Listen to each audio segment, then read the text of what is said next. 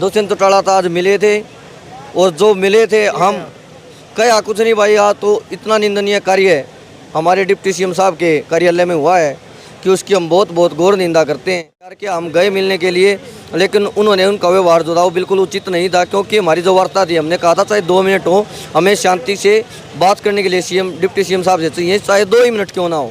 लेकिन उसके बावजूद वहाँ भीड़ से भरा कमरा था, उसमें सबके साथ सीएम साहब वहाँ डिप्टी सीएम साहब बात कर रहे थे, वहाँ हम गए वहाँ पे। उसके बावजूद जब हमारी वार्ता शुरू हुई तो उसके बीच उनके जो खुद के कार्यकर्ता थे जेजेपी के, सभी अपने कैमरे लेके वीडियो बना रहे थे।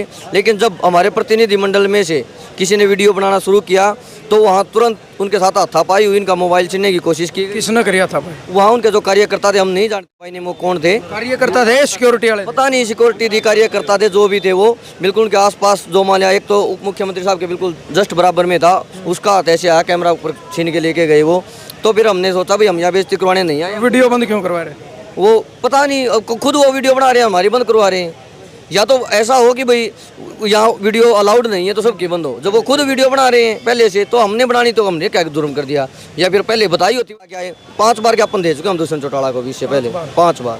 पूरे हरियाणा में उप मुख्यमंत्री के पद पर हैं वो, तो बार 3 बार तो जींद में दे चुके हैं, 2 बार अदर। कोई रिप्लाई आया? कोई रिप्लाई नहीं आया जी उनका। उसी के बारे में आज उनसे पूछने गए थे हमने, जो 5 ज्ञापन दिए उनका आपने क्या किया, लेकिन इस प्रकार की बात हो ही नहीं पाई, हम पहले ही वहाँ से आ गए। सरकार मुर्दाबाद मुर्दाबाद मुर्दाबाद, जिंदाबाद जिंदाबाद जिंदाबाद, जिंदाबाद जिंदाबाद जिंदाबाद। लेकर रहेंगे, लेकर रहेंगे, लेकर रहेंगे, लेकर रहेंगे, ईटा देते, सारे देते, अगले मांगे, अगले मांगे,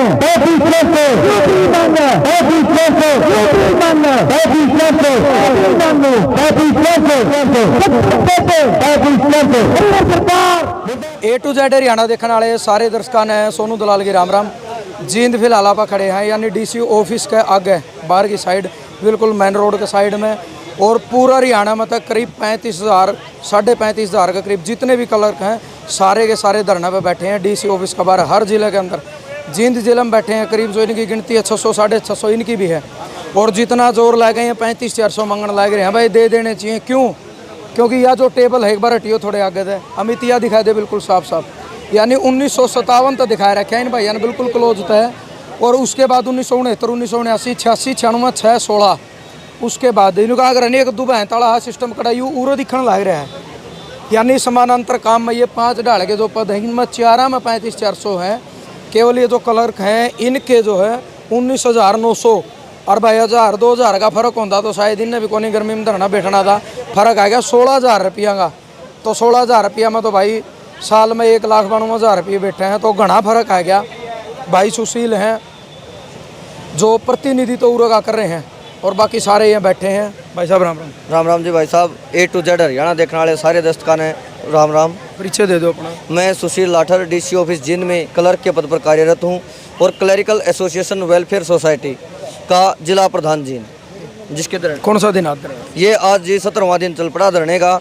17 दिन से लगातार हम यहाँ 5 जुलाई के बाद, चाहे इसमें धूप हो, गर्मी हो, चाहे बारिश आए, हम यहाँ लगातार बैठे हुए हैं। पूरा हरियाणा में बैठे? पूरे हरियाणा में हर जिले में लघु सचिवालय के बाहर, ऐसे ही हर डिपार्टमेंट का हर एक लिपिक से लेकर सुप्रिटेंडेंट तक के सभी कर्मचारी धरने पे बैठे। क्यों बैठना पड़ गया? यो जी बैठना पड़ गया हमारी, जैसे कि आपने टेबल पर स्टार्ट की बात है, या मजबूरी। 1957 से लेकर आज तक सरकार ने सिर्फ और सिर्फ एक लिपिक वर्ग को छोड़कर हर पद का वेतनमान, हर अपने पे स्केल में, हर वेतनमान में, हर जो पे कमीशन है उनमें बढ़ा दिया, लेकिन क्लर्क को ज्यों का त्यों रखा। ये तो दो बात वाली बात होगी, क्योंकि जब बाकी समानांतर पोस्टें हमारे से नीचे वेतन लेती थी या हमारे बराबर वेतन लेती थी, आज उनका वेतनमान हमारे से लगभग 2 गुना कर दिया। तो हमने क्या कसूर किया था? हमारा तो काम कम करोगे उनसे। हाँ, वो काम की अगर मैं बताऊँ तो हमारा जो वो नेचर ऑफ वर्क है, जो हमारे काम जो बड़े हैं, वो पहले होता था सिर्फ डायरी डिस्पैच का 10वीं पास एक क्लर्क लग गया करता। पर आज के दिन अगर आप देखोगे यहाँ पर MA MSc BEd PhD तक के जो क्वालिफाइड बंदे हैं वो आज क्लर्क लगे हुए हैं। हरियाणा सरकार ने खुद अपनी पॉलिसी में भी ये लागू कर रखा कि या तो +2 में फर्स्ट डिवीज़न नहीं तो ग्रेजुएशन जिसके पास होगी वो उसका फार्म भर सकता है। उसके बावजूद हमें इस नौकरी पर आने के बाद, यहाँ आने के बाद एक कंप्यूटर टेस्ट जो BCA MSc लेवल का कंप्यूटर टेस्ट होता है 50 नंबर का पूरा अंग्रेजी में, हिंदी का ऑप्शन नहीं होता उसमें, वो क्लियर करना होता है। उसके बाद एक टाइपिंग टेस्ट होता है, वो क्लियर करना होता है। उसके बाद हमारी जो इंक्रीमेंट लगने स्टार्ट होते हैं, अन्यथा पूरी की पूरी उम्र कलर की 19,900 पर रिटायर हो जावे। 17 दिन बैठा ना हो गए, किसी से मिले, कोई ज्ञापन दिया? हाँ, ज्ञापन तो भाई साहब हमने 3 साल लगातार हो गए CAWS के बैनर के नीचे देते हुए, लेकिन उसके बावजूद अब जो हमारी 5 जुलाई से अभी तक लगातार हड़ताल चल रही है, तो बीच में 13 जुलाई को OSD2 मुख्यमंत्री जवाहर यादव जी के कॉल पर उनके साथ बैठक मुलाकात हुई थी, तो उन्होंने समय दिया था 1 वीक का। तो उसी संदर्भ में आज हमारा प्रतिनिधिमंडल चंडीगढ़ गया हुआ है और वार्तालाप अभी चली हुई है, और तो देखते हैं वहाँ से क्या निष्कर्ष निकलता लग है कहानी सिर चढ़ेगी। भाई हम तो पूरी आस के साथ बैठे आड़े हो लिए, बैठे बैठे काल गर्मी में पसीना में हम चाह वहाँ जनता परेशान हो ली, हम जाओ अपनी सीटा पर अपना काम संभाला। अगर सरकार भी यह चीज़ चाहती होगी तो शायद बात सिरे चढ़ जाए। दुष्यंत चौटाला तभी बता रहे मिले, दुष्यंत चौटाला तो आज मिले थे, और जो मिले थे हम कहा कुछ नहीं भाई, आज तो इतना निंदनीय कार्य हमारे डिप्टी CM साहब के कार्यालय में हुआ है कि उसकी हम बहुत बहुत घोर निंदा करते हैं। हम मिले थे कौन सी जगह? यहाँ 1202 अर्बन स्टेट जो JJP का कार्यालय है, अमरजीत ढांडा जुलाना से विधायक हैं, उनकी कॉल पर हम वहाँ मिलने गए थे। उन्होंने बुलाया था हमें, क्योंकि हमने प्रदर्शन कर रहे थे परसों हमने जो एक उनको वादा याद दिलाओ मुहिम के तहत उनको जो हमने ज्ञापन दिए थे, उसके लिए हम गए थे कि भाई आपने उन ज्ञापनों का क्या किया। तो उन्होंने हमसे वादा किया था कि अब डिप्टी CM से मैं आपको 5-6 जो आपका प्रतिनिधिमंडल होगा उनसे मुलाकात कराऊंगा। तो उस कड़ी में उनकी कल शाम को हमारे पास कॉल आई थी उनके PA की कि भाई आपका एक प्रतिनिधिमंडल तैयार कर लो जो कल मिलने के लिए आ सकता हो। हमने प्रतिनिधिमंडल तैयार किया, हम गए मिलने के लिए, लेकिन उन्होंने उनका व्यवहार जो था वो बिल्कुल उचित नहीं था, क्योंकि हमारी जो वार्ता थी, हमने कहा था चाहे 2 मिनट हो, हमें शांति से बात करने के लिए डिप्टी CM साहब से चाहिए, चाहे 2 ही मिनट क्यों ना हो।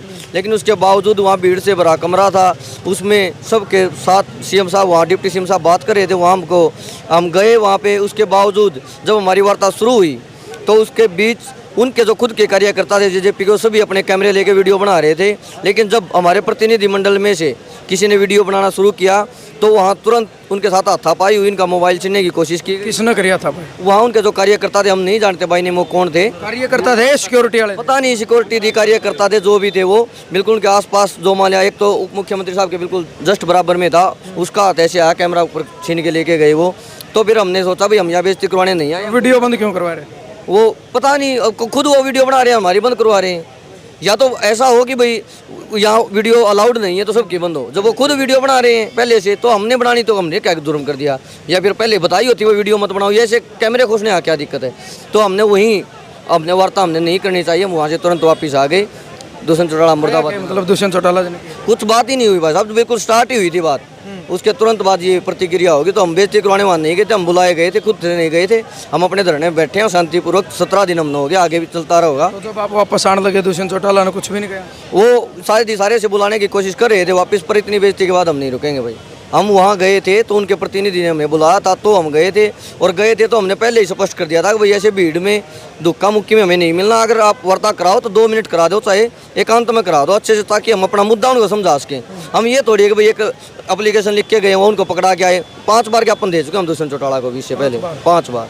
पूरे हरियाणा में उप मुख्यमंत्री के पद पर हैं वो, तो बार 3 बार तो जींद में दे चुके हैं, 2 बार अदर। कोई रिप्लाई आया? कोई रिप्लाई नहीं आया जी उनका। उसी के बारे में आज उनसे पूछने गए थे हमने, जो 5 ज्ञापन दिए उनका आपने क्या किया, लेकिन इस प्रकार की बात हो ही नहीं पाई। हम पहले ही वहाँ से आ गए जैसा कि उन्होंने बर्ताव किया। राम राम। राम राम। अपना नाम? सुरेश फौजी, हरियाणा रोडवेज जींद से।